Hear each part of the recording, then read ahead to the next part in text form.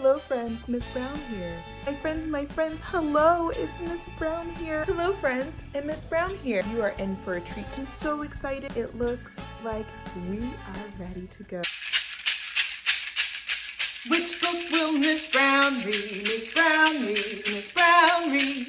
Which book will Miss Brown read? I wonder which book. Which book will Miss Brown read? Miss Brown read, Miss Brown read. Which book will Miss Brown read? I wonder what's the book? Hello friends! Hi! I'm Miss Brown. How are you today?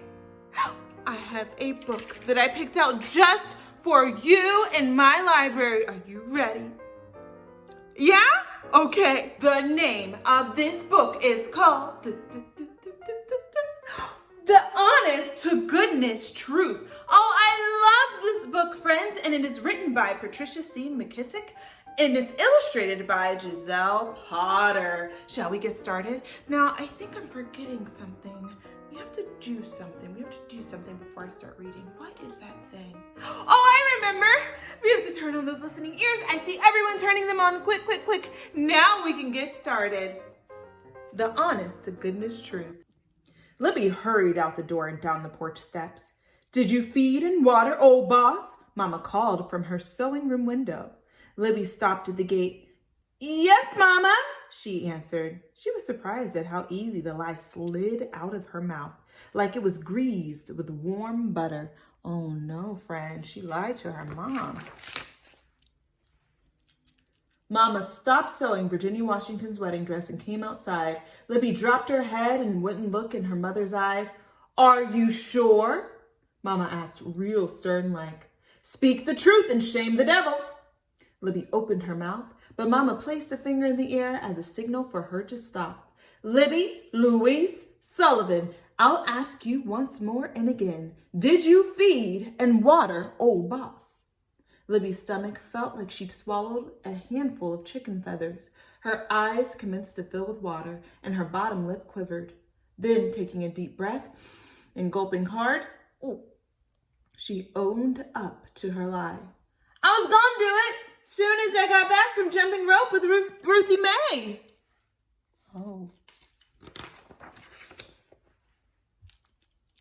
Libby felt a lot better. Even though Mama punished her double for not tending to old boss, Libby couldn't go play with Ruthie Mae. And for lying, she had to stay on the porch the rest of the day. It was the first time Libby had lied to Mama. And as far as she was concerned, it was going to be the last. From now on, only the truth, she decided.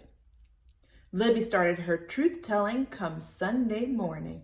Nice! I'm so glad that Libby is deciding to tell the truth. Let's see what happens next.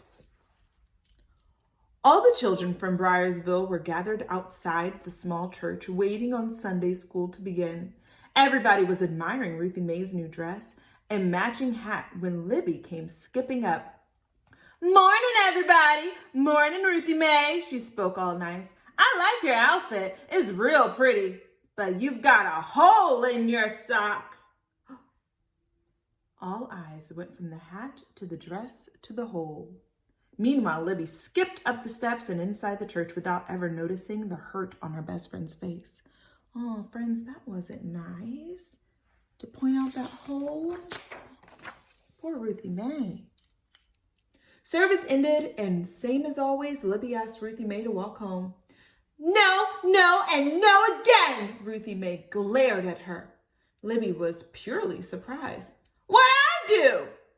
You told the world I had a hole in my sock. It was the truth, Libby pronounced, feeling satisfied.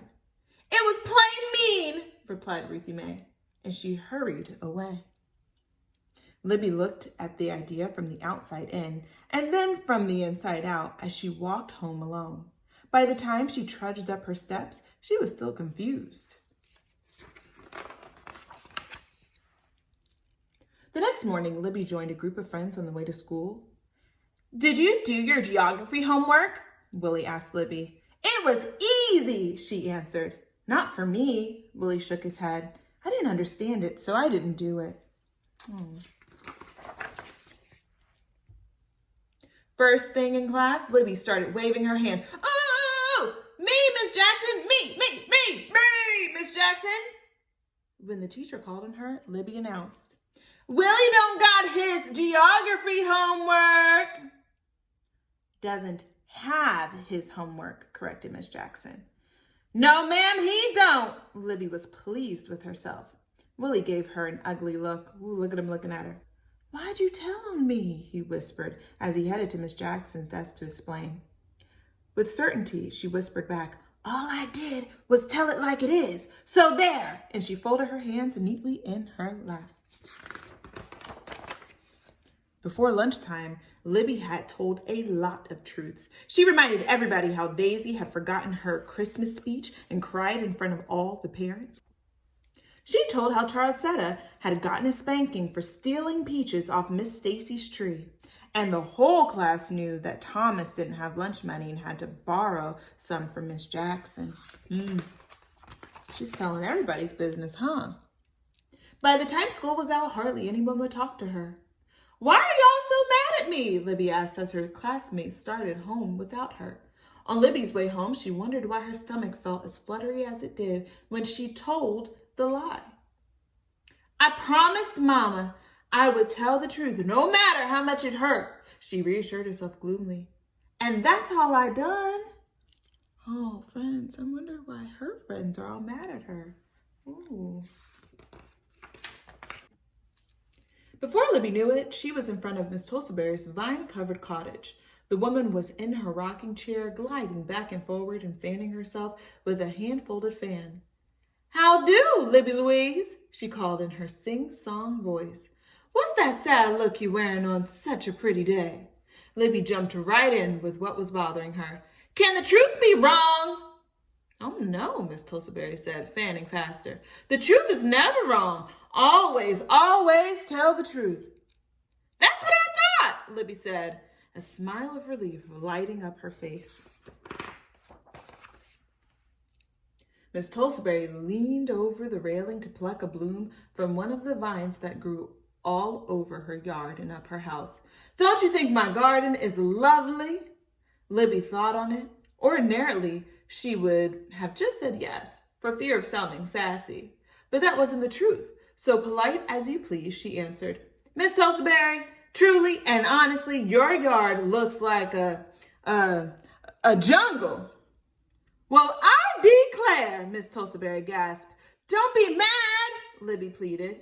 But it was too late. Miss Tosaberry rushed inside her house and slammed the door. Even though Mama was busy putting the finishing touches on Virginia Washington's wedding dress, she still took time to listen to Libby's problem. I feel something awful. My friends don't like me no more. Anymore, repeated her mother. No, they don't. And just because I told the truth. The girl sighed deeply. Handing her a needle to thread, Mama asked gently, Are you sure they're mad at you for telling the truth? I think so, said Libby. Willie was mad as a hornet when I told Miss Jackson he didn't have his homework, and Miss Tosaberry got plenty upset when I said her garden looks like a jungle. Mama smiled. Oh, I see. Then putting down her work, she took Libby's hands, saying, Sometimes the truth is told at the wrong time or in the wrong way or for the wrong reasons, and that can be hurtful. But the honest-to-goodness truth is never wrong. Then Mama went back to stitching and pulling, stitching and pulling. Wow. Let's see what happens next, friends. That was some good advice from her mama. Libby walked to the barn to feed and water old Boss, all the time trying to get an understanding of her mother's words. Just then, Virginia Washington sashayed out of the fields and past the barn, come for the final fitting of her wedding dress. As she watched Libby brush old Boss, Virginia burst into laughter. That horse is older than black pepper, she said, shaking her head. I doubt you could get $1 for that old flea-ridden swayback. And she flounced off toward the house. Well, that wasn't nice, friends. Don't say those things about old Boss, Libby called after her, throwing her arms around the horse's neck. She knew he wasn't the fine carriage horse he had once been, but why did Virginia have to rub it in? Now Libby thought back on her own truth-telling. and Mama's words suddenly became crystal clear. I wonder what she's going to do with this newfound information, friends. The next day, Libby caught up with her friends on the way to school. She told Ruthie Mae, "You did have a hole in your sock, but I could have whispered it to you instead of hollering it out for everybody to hear. I'm sorry." Ruthie Mae smiled. "You finally got it," she said. Libby apologized to Willie, too. "I should have let you tell Miss Jackson about your own homework. It was unfair. Besides, nobody asked me in the first place." "That's all right. But hey," he added, "do you think you could help me with my geography homework?" "No problem," said Libby. Wow, that's so nice. She's apologizing to her friends, right? Later, Libby talked to all other victims of her truth-telling. But there was one more person she had to see. On the way home, she headed straight for Miss Tulsaberry's house. Libby found her neighbor out front, down on all fours, pulling up flowers and snatching up vines by the roots. When Miss Tulsaberry saw her, she wiped her brow with the back of her hand and flashed a full smile. "I'm sorry if I hurt your feelings yesterday," Libby said. "Libby Louise, you were right," Miss Tulsaberry replied. "This place had gone completely and uncontrollably wild." "But you were so mad at me," Miss Tulsaberry waved a dismissing hand. "The truth is often hard to chew, but if it is sweetened with love, then it is a little easier to swallow." I'm going to read that part again. I really liked how she said that.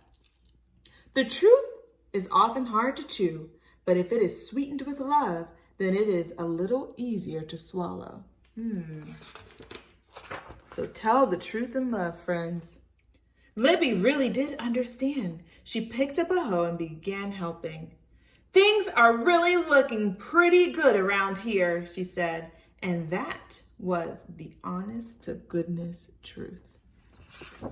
The end. All right, friends, so that was the honest to goodness truth. Was it wrong for Libby to be telling the truth? No, that wasn't wrong of her to do. She should always tell the truth. But it wasn't her place to tell everyone else's truth. She needed to focus on herself. She needed to focus on herself, telling things about herself. Instead, she was running around telling everybody else's truth and telling everyone else's business when that wasn't her place to do so. Now, she did want to talk to someone about something specific, like the hole in the sock, right? Or if she wanted to talk about the garden, she should have said those things in love. She should have said those things in private. She should have said those things more with a whisper, right? But instead, she didn't say them with love. She said them loud, and she said them in a way that didn't seem like she was doing it to be nice, right? So friends, as you continue to tell the truth, I want you to tell the truth in love, just like Libby had to learn to do. All right, friends, that's all I have for you today. Until next time, goodbye. Oh, and have the best day ever.